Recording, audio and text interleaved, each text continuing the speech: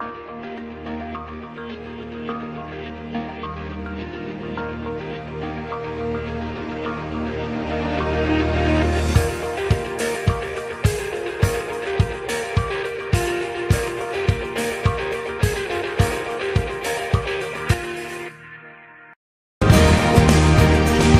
nous devons aussi faire de ce que la vie de Dieu devienne pour nous un mode de vie.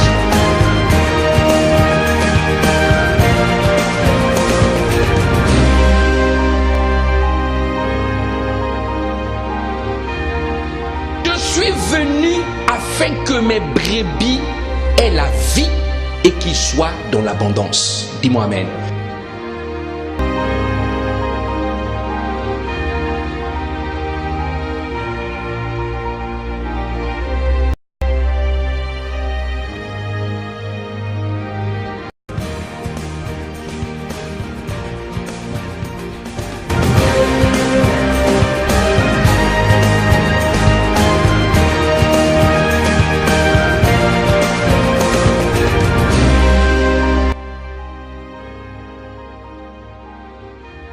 Parle à quelqu'un. Un petit pouvoir donnera une petite puissance. Parce que le but même pour lequel moi et toi nous avons été créés par Dieu, c'est pour le pouvoir. Quand Dieu va créer l'homme dans le jardin d'Éden, la première chose qu'il va donner à Adam, c'est le pouvoir. Il dit Adam, prends le pouvoir sur les animaux, prends le pouvoir sur tout ce que j'ai créé, domine, contrôle, assujetti. Pouvoir. Et maintenant, sur la terre, nous tous, nous avons besoin du pouvoir. Lorsque tu entends quelqu'un dire, toi tu ne m'écoutes jamais, il veut le pouvoir, que sa parole passe. Tous, nous sommes comme ça. Tu n'écoutes jamais les conseils, il veut quoi? Qu'il soit un conseiller. Lorsque tu vas réussir dans ça, oui c'est moi qui l'avais conseillé, il veut le pouvoir. Dis à ton voisin le pouvoir. Le pouvoir. Wow, le pouvoir. Le pouvoir. En hébreu, on appelle ça Rada. Le nom est beau, hein? Rada, le pouvoir. Alléluia. C'est le même mot qui est utilisé dans Nombre 24, 19, le pouvoir. Le mot Rada va aller donner le règne, le gouvernement, la domination. Au fait, quelqu'un qui a le pouvoir, c'est un gars qui règne, qui commande, qui gouverne. Amen. Quelqu'un, je règne avec le roi. Dis-lui, je règne avec le roi. Je règne avec le roi. Waouh. Ce qu'Adam avait perdu, comme je disais, c'est le pouvoir. Il faut aussi m'écouter. Il faut aussi m'écouter. Tu veux ça? Moi, je suis un responsable. La quête de reconnaissance et de pouvoir. Je veux être prêt. Tu sais, moi, je suis chaque jour avec le pasteur. Tu cherches quoi? Le pouvoir. Pouvoir. Ici, on doit m'écouter. Le pouvoir. Le pouvoir. Lorsque tu vas même au travail, là, hein, tu vas au travail, tu sais ce que tu cherches? C'est pas l'argent, c'est le pouvoir que l'argent te donne. Est-ce que je parle à quelqu'un? Tu étudies pourquoi? Tu vas à l'école. Pourquoi tu t'arrêtes pas en première année? Pourquoi tu veux doctorat bac plus 600 là? Tu veux quoi? Le pouvoir. Lorsque tu vas arriver, monsieur le docteur, le pouvoir. Qu'est-ce ton voisin? On veut le pouvoir. Dans le cœur de l'homme, pas pour le pouvoir. Celui qui n'aime pas le pouvoir, il n'a pas la place dans le royaume. Parce que dans le royaume, nous jouissons du pouvoir. Yes. Amen. Donc, tiens ton mari qui te regarde de façon ordinaire. Dis-lui, je suis une autorité. Regarde, tu as peur. Dis-lui, le pasteur a dit, je suis une autorité. Si tu comprends, toi. Alléluia. Bon, si tu es un homme, dis à la femme, là où tu me vois, je suis une autorité. Je suis une autorité. C'est pas parce que je suis ton chef, parce que Dieu m'a donné le pouvoir sur la terre. Le pouvoir. Waouh. Ah, la massacre. Celui qui a le pouvoir, il est remarqué, distingué par quelque chose. Vous savez quoi? Un homme qui a le pouvoir ne se plaint pas. Ne se plaint pas. Je ne peux pas me plaindre. Oh, tu es qui? Mon conjoint? Tu te comportes mal, tu parles mal. Tu veux que moi je me plaie? Mais non. Je vais te dire, attention chérie, ici le péché c'est interdit. Donc il faut sourire. Là tu veux aller dans les disputes, là, il faut sourire. Le péché c'est interdit.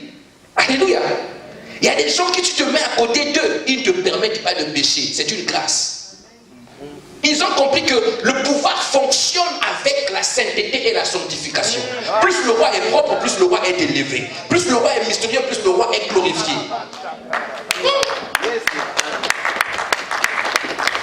Donc quand la femme commence à dire, toi aussi, toi aussi. Donc tu te mets, alors, il y a quoi? Ah, chef, calmos. J'ai le pouvoir. Celui qui a le pouvoir a le contrôle. Amen. Oh. Mais les hommes, ils sont paniqués, traumatisés par leur femme. Comment la femme peut te traumatiser? C'est pas possible. Pouvoir. Même si elle a le pouvoir, là, mais toi tu as le pouvoir et la puissance. Alléluia. Il y a des hommes, tu vas mal lui parler la nuit. Tu lui parles la journée mal. Lui dit seulement, oh, chérie, écoute, c'est pas bien de parler comme ça, tu vois. Je suis peut-être ton mari, mais je suis le pasteur. Tu comprends? La nuit, t'oblonge rien. Toi, attention au chef. Est-ce que je parle à quelqu'un? Amen. Bon, c'est pas ce qui se passe dans mon couple, rassurez-vous. Amen. Le point ce matin, c'est de dire comment exercer le pouvoir et la puissance d'un enfant de Dieu. Comment je fais pour exercer la puissance et le pouvoir d'un enfant de Dieu? Première chose, commençons par le pouvoir. Pour utiliser le pouvoir, la première chose qu'il y a à faire, il faut considérer le pouvoir de la parole. Je parle à quelqu'un. Pour que tu marches dans le pouvoir que Dieu te donne, il te revient à toi de considérer le pouvoir de la parole. Vous savez pourquoi c'est comme ça? Parce que le pouvoir que Dieu nous donne, dès lors que nous naissons de nouveau, la Bible dit à ceux qui croient en son nom, ceux qui l'ont reçu, elle a donné le pouvoir. Qu'est-ce qui a donné le pouvoir? La parole. Le pouvoir a été donné par la parole. Donc si tu ne considères pas la parole, tu risques d'avoir un pouvoir sans puissance. Est-ce que je parle à quelqu'un? Amen. Le pouvoir.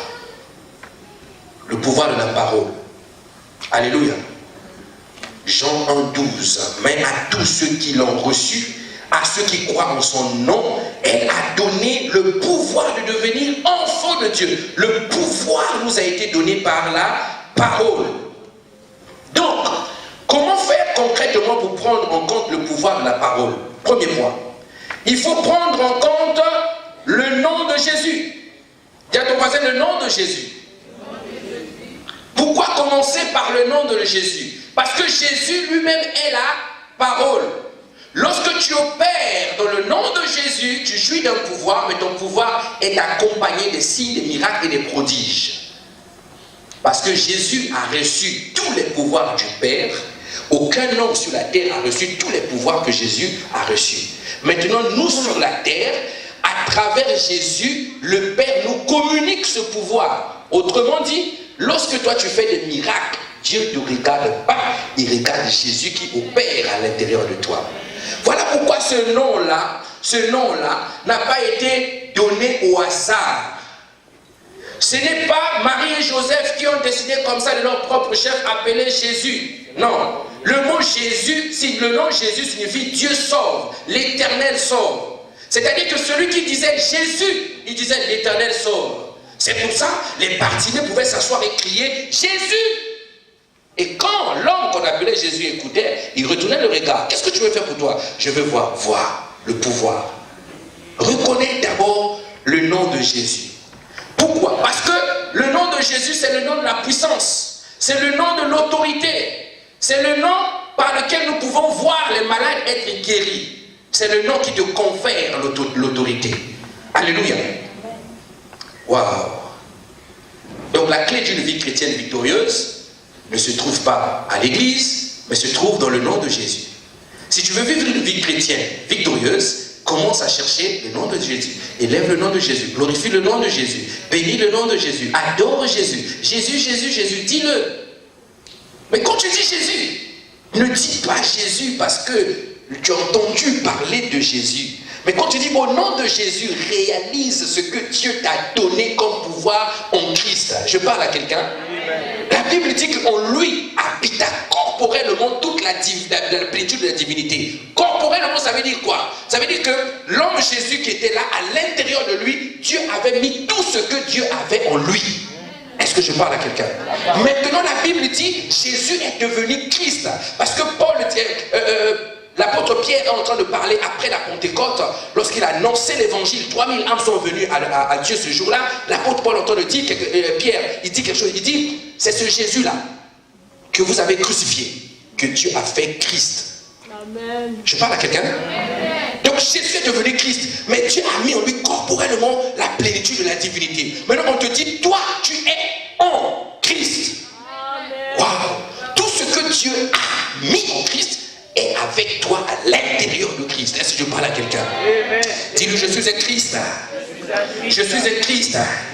Je suis un Christ. Waouh! C'est pourquoi aussi Dieu l'a souverainement élevé et lui a donné le nom qui est au-dessus de tous les noms, afin qu'en son nom, au nom de Jésus, tout genou fléchisse et que toute langue sur la terre et sous la terre et que toute langue confesse que Jésus-Christ est Seigneur à la gloire du Père. Philippiens 2, 9 à 11. Dieu lui a souverainement élevé.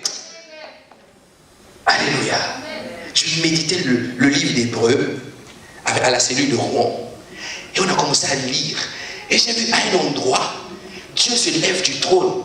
Là, je suis en train de voir le film dans la Bible, comment ça se passait dans le ciel. Dieu se lève sur le trône. Il regarde Jésus, il appelle Jésus, il dit, oh Dieu, waouh, Dieu le Père appelle le Fils, oh Dieu. Maintenant, toi et moi sur la terre, nous faisons le débat. Est-ce qu'il est Dieu? Est-ce qu'il est Fils? Est-ce qu'il est ça? On perd le temps. Il dit non, non, non, il n'est pas mort à la croix, il est mort sur le poteau, et on perd du temps. Dieu se lève et dit, oh Dieu, que ton trône est éternel. Le sceptre de ton règne est un sceptre d'équité et de droiture. Dieu t'a souverainement élevé au-dessus de tes semblables et a mis sur toi une huile de joie. Il a dit, lève-toi à Jésus. Oh Dieu, lève-toi jusqu'à ce que je fasse de tes ennemis ton marchepied. Est-ce que je parle à quelqu'un? Un enfant de Dieu marche sur Satan et ses ennemis. Marche. Alléluia. Maintenant je marche sur eux, je les piétine doucement. Je choisis, c'est-à-dire, tu attends que je te piétine. Je fais d'abord mes pieds comme ça. Tu crois qu'il n'y a pas de force dedans. Je te regarde bien, je cible. Tiens, il faut cibler. Je te piétine au bien endroit. Comment tu peux être impressionné par un démon qui a déjà une jambe coupée? Le combat, on a tellement taillé, il y a des démons comme ça. Un œil déjà percé. Le cœur est déjà faible. Mais comme c'est des condamnés à mort et à mourir, on leur envoie allez-y à fond. Le démon vient comme ça, il vient comme ça. Et toi tu dis, oh, un seul pied. Arrête-toi. Casse l'autre. Au nom de Jésus. Considère le nom de Jésus. C'est tout. Au nom de Jésus. Tout pouvoir a été donné sur la terre et sous la terre, dans le ciel. Tout pouvoir lui a été donné. Je ne comprends pas l'église. Je ne comprends pas l'église. C'est qui? Grand-père. Même si la dent a poussé là, qui fait peur à tous les villages là. Dis-lui, grand-père, je vais te tailler la dent, fais attention à moi.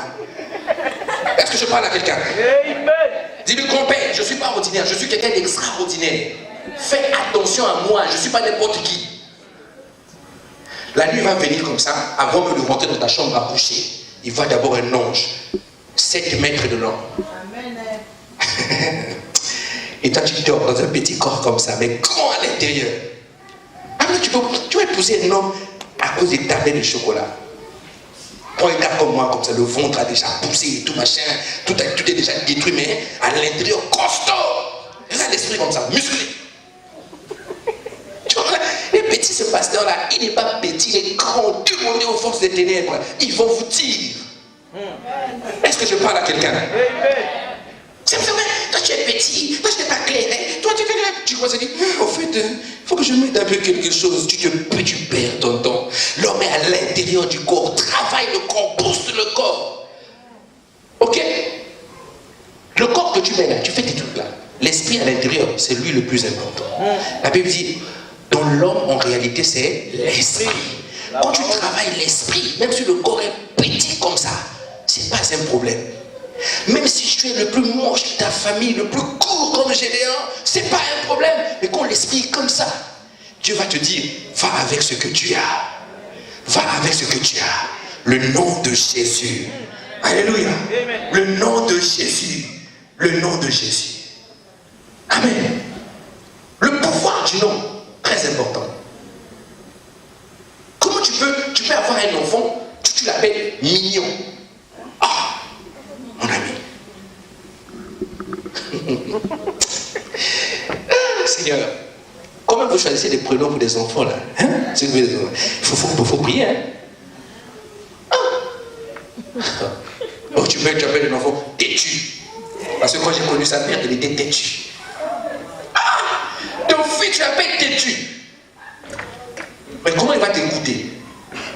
C'est le genre de petit qui tape tout le monde à l'école, le cahier rempli, on écrit toujours des choses, c'est lui qui court, qui tombe, il se relève les blessures, tu es téléphoné à gauche, à droite. Parce que la manière dont tu l'appelles, dis comment l'enfant sera. Alléluia. Il faut bien choisir les prénoms. Le nom de Jésus. Donc prendre en compte le nom de Jésus. Deuxième chose, il faut considérer ce que la parole de Dieu dit de toi. C'est ce qu'on appelle recevoir la parole. Recevoir la parole, ce n'est pas seulement l'écouter, mais recevoir la parole, c'est considérer cette parole et te dire que la parole qui a été annoncée, ce que je lis dans la Bible, me concerne. Si tu fais ça, tu aurais reçu la parole. Je parle à quelqu'un. Ce qui compte, ce n'est pas ce que les gens disent de toi. Ce qui compte, c'est ce que la Bible dit de toi. Lorsque la Bible dit de toi que tu es quelqu'un d'excellent, tu peux te lever malgré ta situation. Dis-leur que moi je suis excellent. Pasteur, tu es fauché ces jours-ci. Qui t'a dit que je suis fauché? C'est pas parce que j'ai pas l'argent dans mes poches que je suis fauché. Dieu m'a dit, je suis béni de toutes sortes de bénédictions dans les lieux célestes en Christ. Toi, tu viens me dire que je suis fauché, je t'écoute pas. Ah, ça c'est une saison. Mais la saison, la difficulté de la saison va déterminer la gloire de la saison qui est devant. Est-ce que je parle à quelqu'un? Yes. Yes. Moi, fauché, tu te trompes. J'ai des billets banque céleste. Alléluia. Des billets. Tu vois, toi, tu te bats là, salaire, tu te bats. Et tu arrives à l'église, 100 € de dîme, tu t'es battu 1000 € tout le mois. Heure supplémentaire, heure d'après, tu as dormi, tu as bavé. C'était compliqué, mais tu veux à 1000 €, 100 € de dîme et tout. Et moi, je reste là, j'ai compris la clé.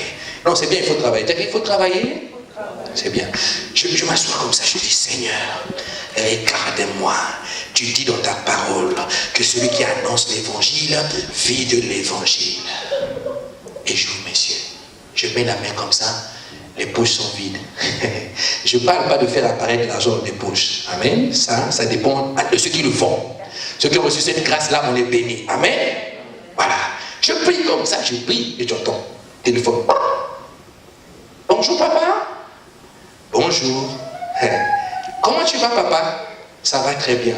Dieu m'a mis à cœur de te bénir. J'ai fait un mandat pour toi 10 000 €. En une prière, j'ai 10 mois de salaire chez toi. 10 mois. Donc ce que toi tu fais en 10 mois, moi je fais en quelques minutes de prière. Je parle à quelqu'un. Viens me dire que je suis fauché. Je ne vais pas te croire. C'est pas possible. Comment ça je suis fauché? C'est pas possible. Donc l'argent appartient à Dieu. Amen. Considère ce que la Bible dit de toi. Tu es maudit. Dis à quelqu'un, la Bible dit que je suis béni. Comment je suis maudit? C'est pas possible. Un enfant de Dieu, tu n'as pas envoyé l'argent à ta mère. Elle vient dire, je vais te maudire, je vais te maudire. J'ai dit, maman, il y a des gens qui ne sont pas maudissables. Est-ce que tu comprends ça? Demande-moi ce que tu veux, maman, je dois t'honorer, mais tu ne peux pas me maudire. La Bible dit que je ne peux pas être maudit. Si tu te fais seulement, maman, tu peux t'asseoir par terre comme les mamans d'Afrique, pour me maudire, faire tout ça. Ce n'est pas possible. Parce que la Bible dit de moi qu'on ne peut pas me maudire. Sauf si j'ai fait quelque chose de mauvais. Puisque la malédiction qui est sans effet, c'est celle qui est sans cause. Amen. Sans cause, sans effet. Waouh. Tu ne réussiras pas. Oh, comment tu peux dire à un homme qui a le livre de la loi, toi tu dis que je ne réussirai pas. Oh, la Bible me dit, le livre de la loi dans sa bouche. Donc quand tu remets, tu réussis dans tout ce que tu fais. Comment un enfant de Dieu, Tu vas toucher ce business, tu échoues. Tu touches le business, tu échoues. Tu touches l'autre, tu échoues. Mon ami, laisse les business. Va chercher le businessman céleste. Dieu. C'est pas possible. Oh, tout ce que tu touches, tu échoues. Tu commences un travail, échoué. Tu commences un projet, tu ne finis pas. Tu projettes, tu n'arrives pas. L'école, tu n'arrives pas. Tout le monde passe, il n'y a que toi qui échoues. Chaque année, on te connaît déjà. Et toi, tu sais, il y a des étudiants comme ça. Quand il arrive à la fac, il sait déjà où se trouve son nom. Même s'il est admis là, si on met ça par moyenne là, il va d'abord chercher là où c'est 9. Il sait déjà au fait. Programmé à l'échec. C'est pas possible. Pasteur, moi quand je lis les leçons, ça ne rentre pas. Ça rentre pas. Ça rentre pas où? Oh, Dieu t'a donné l'intelligence, la sagesse. Le Saint-Esprit habite en toi, l'esprit d'intelligence. Toi tu dis, tu lis, ça rentre pas. Comment ça rentre pas? C'est pas possible. Possède-toi. Alléluia. Waouh. J'ai le livre de la loi. Moi, je ne réussirai pas. C'est pas possible. Dieu a dit tout ce que moi je vais faire, tout ce que je vais entreprendre, je réussis. Je réussis.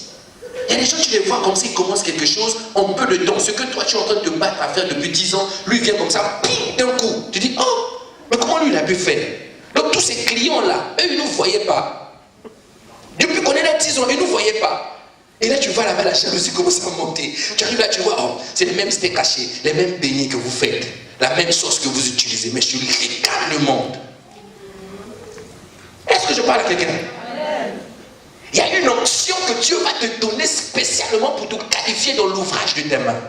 La Bible dit que Dieu a un nom ordinaire dont le nom était Bétzalel pour tout type d'ouvrage. Quand il touchait comme ça, pour ça montait, il touchait pour ça monter, il touchait pour ça monter. C'est pas normal. Tu fais des affaires, tu n'arrives pas. Parce qu'on t'a dit que tu ne réussiras pas. Et tu donnes des réponses. Tu dis, au fait, dans ma famille, personne n'a jamais réussi. Je crois que cet esprit-là, c'est quelque chose. On ne réussit pas, on ne réussira pas. Et quand c'est comme ça, tu peux prendre même un associé. Hein? Vous faites des affaires avec lui, vous deux, vous allez échouer. Bon, si tu le choisis bien, vous n'allez pas échouer. Si tu prends un associé comme moi, vous n'allez pas échouer. Dis-moi même. Parce que pendant que toi, tu seras en train de dormir, moi, je suis en train de la société, la société. Toi, tu dors. Toi, dis, ok, toi fais seulement, toi, occupe-toi des clients, nettoie les dames. D'accord? Il n'y a pas de souci.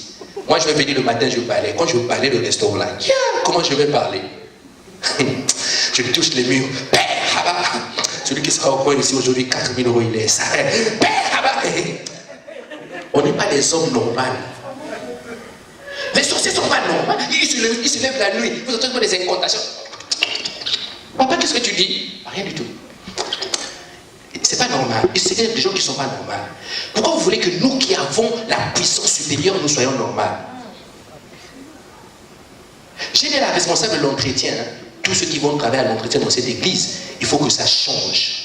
Tu ne peux plus venir nettoyer la maison de Dieu comme ça avec tes capacités de ménage. Non. Quand tu nettoies la chaise, tu tiens la chaise, tu vois une âme. Tu dis, Seigneur, celui-là, qu'est-ce qu'il est beau. Je l'appelle maintenant. Viens t'asseoir ici, viens t'asseoir ici. Je nettoie pour toi.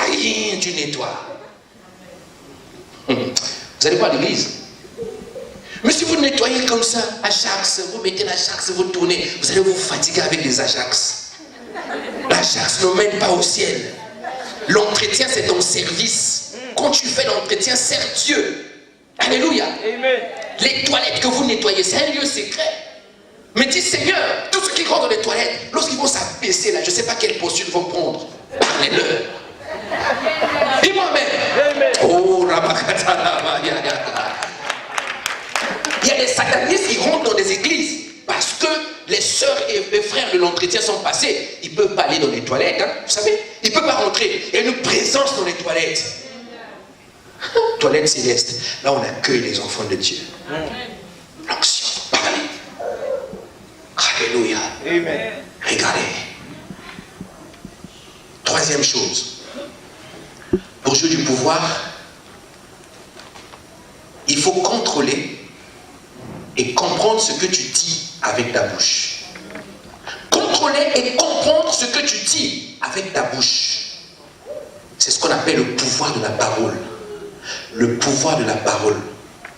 Le fait, c'est quoi? Lorsque on te dit qu'au commencement était la parole était avec Dieu et la parole était Dieu. En elle était la vie et la vie était la lumière des hommes. Après on te dit que la terre était vide et informe, il y avait des ténèbres à la surface de l'abîme et l'Esprit de Dieu se mouvait au-dessus des eaux. Et Dieu dit, il envoie la parole et la parole commence à créer. La Bible dit qu'un des acteurs de la création, c'est celui qu'on appelle Christ, la parole. Amen. Maintenant, Dieu va utiliser la parole pour créer. Imagine-toi maintenant la parole de Dieu, qui est Jésus, habite en toi maintenant. Tu deviens créateur. Je parle à quelqu'un. Dis à quelqu'un, je suis un créateur. Dis-lui, je suis un créateur. Je suis un créateur. Parce que le créateur habite en toi. Par ta parole, tu crées. On voit la parole, tu crées. Tu crées, tu crées, tu crées, tu crées, tu crées. Vous savez que tu vas épouser quelqu'un qui est très bizarre. Un homme à qui on a toujours dit, tu n'es pas beau, tu n'es pas beau, tu n'es pas beau. Il va épouser une femme de qualité. La femme de qualité commence à te célébrer. Te célèbre. Parce que les femmes de qualité célèbrent leur mari. Dis-moi amen. Si tu n'es pas une femme de qualité, je comprends pourquoi tu n'acclames pas, je comprends pourquoi tu n'acclames pas, mais c'est pas grave. Amen. Demain, tu peux commencer à célébrer le mari. Amen. La femme de qualité te célèbre. Il te met des paroles dans les oreilles. Des paroles rentrent dans ton cœur, te célèbre. Je dis, tu es le plus beau. Tu crois que tu es le plus beau. Ta collègue te dit, non, tu te manges chez le vice. Regarde, le gars qui est rentré là, qu'est-ce qu'il est beau, lui? Toi, tu dis, à la maison, on va me célébrer. Je suis le plus beau. Mais toi, tu ne me vois pas maintenant, mais là-bas, je suis le plus beau. Est-ce que je parle à quelqu'un? Pouvoir de la parole. Le créateur habite en toi, toi tu deviens le créateur. Avec ta parole, tu fais des choses que Dieu est capable de faire sur la terre. Amen. Regardez comment Dieu parle à Josué après la mort de Moïse. Il dit à Josué deux choses. Nous sommes dans Josué chapitre 1. C'est quelque chose que nous avons l'habitude de lire, mais nous ne lisons, nous ne prenons pas le soin de nous arrêter sur les points. Dieu, en parlant à Josué, il dit à Josué d'abord, il dit à Josué, alors ne te détourne ni à gauche ni à droite de ce que mon serviteur Moïse t'a prescrit. Là, il ne lui parle pas du livre de la loi. Il dit ce que Moïse, mon serviteur, t'a prescrit. Ce que Moïse a dit là, Josué, toi, il faut faire ça. Première chose. Deuxième chose, après il lui parle maintenant du livre de la loi. Il dit, ce livre ne doit pas s'éloigner, médite-le. Mais d'abord, ce que Moïse a eu à dire. Je peux te garantir, il y a des hommes, il faut faire très attention à eux. C'est des hommes surnaturels. Ne cherche pas à avoir des problèmes avec tout le monde. Si tu ne connais pas l'intimité de quelqu'un avec Dieu, ne va pas le toucher. Il y a des hommes, il va seulement dire un mot, ta vie est foutue. Est-ce que je parle à quelqu'un? Il va dire un mot, ta vie est foutue. Alléluia. Pourquoi? Parce que si tu suis de la divinité à l'intérieur de toi, tes paroles deviennent des paroles de Dieu. Est-ce que je parle à quelqu'un? Parce que Dieu met ses paroles en toi. Vous connaissez l'histoire d'Élie? Vous savez pourquoi la Bible dit un homme de la même nature que nous? C'est-à-dire un homme comme toi, ordinaire, Élie. C'est ce qu'il a fait. 150 personnes, je dis 150 rois. C'est-à-dire le Seigneur, le roi lui envoie des hommes pour l'arrêter avec l'armée. Élie est sur la montagne. 50 soldats arrivent avec leur chef, donc 51. Ils arrivent là. Élie, descends. Élie les regarde. Il dit, qu'est-ce que vous voulez? Élie, le roi a ordonné que tu descendes. Et il dit, vous savez ce qu'il leur dit? Moi, Élie, serviteur de l'Éternel. Maintenant, si je suis le serviteur de l'Éternel, le feu descend sur eux. Le feu pour cramer tout le monde. Le roi têtu. Deuxième tour, il envoie encore des soldats. Élie, descends. À ma parole, je dis, le feu descend. Le feu descend. Boum, ça consume. Troisième groupe que le roi envoie. Troisième groupe, 50 hommes encore. Avec un à leur tête, 51. Celui-là avait compris que le gars qui parlait là, il n'était pas ordinaire. Il a dit, lui là, il n'était pas ordinaire. quand il est venu, il a changé de stratégie. Vous savez ce qu'il a fait? Il dit, Élie, je sais que tu es le serviteur du Dieu vivant, mais aie pitié de ma vie. Alléluia. Karabashata. Je vais te dire, il y a des gens quand ils vont t'approcher, ils vont dire, je recule un peu. Majesté, pouvoir, le pouvoir appelle le respect, l'autorité, la révérence. On te dit, va l'arrêter. Toi, tu viens, tu dis d'abord, compassion, ne me tue pas. S'il te plaît, soldat, tu es viré de l'armée.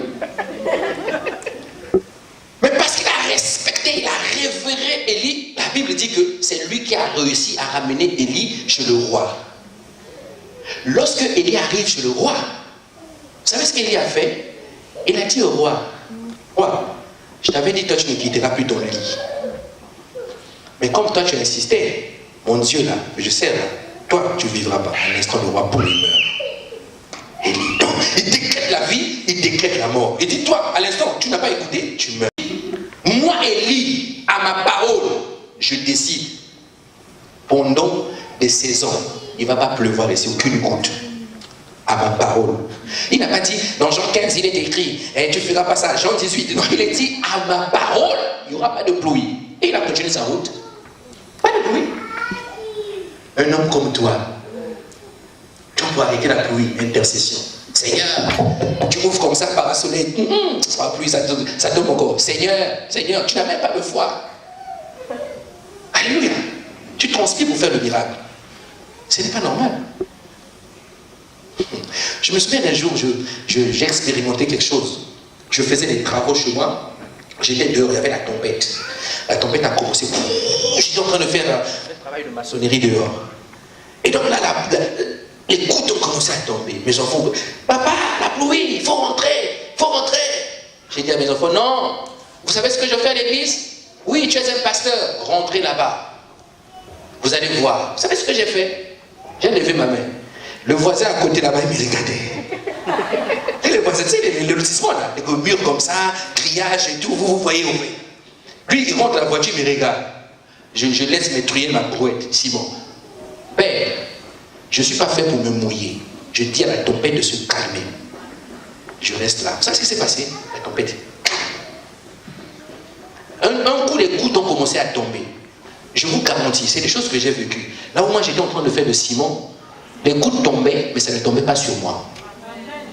Je suis rentré à la maison, mes filles, moi j'ai ouvert la porte du derrière, je suis rentré. Oh, papa, comment ça s'est fait que tu t'es pas mouillé? Je vous avais dit qu'il y a des hommes que la pluie respecte. Alléluia! Et comme moi, de l'ancienne alliance, moi de la nouvelle alliance, Christ en moi, la Bible me dit, c'est pas moi qui dis, c'est pas l'orgueil, la Bible me dit, Christ en moi, l'espérance de la gloire. Qu'est-ce qui peut m'arrêter? Rien.